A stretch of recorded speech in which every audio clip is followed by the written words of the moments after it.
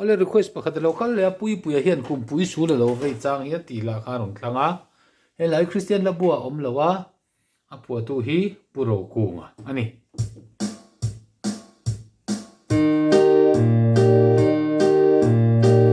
kumpui su la lo vei chang hian lung le na tho le ai lo le lo lo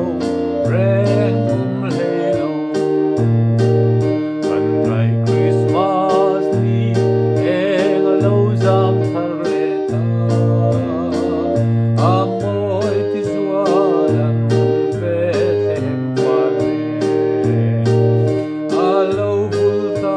e parang kan long o ava moi en lo mun toi te kan van nei eme lom na ni kan tong le ta lung rual takin lim sai molang ilung ngai na chuan ang ri karla alem rual du zong pe in kam lai em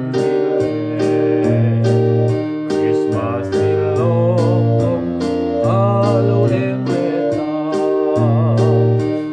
patian in dam ben ben con zero se nam takin o kan in to le ma lim min sayang se mut tui mang tra o ava moi en lo mon toi te kan van nei eme lom na ni kan tong le ta lung rual takin pin sai molang ngai na chuan ang ri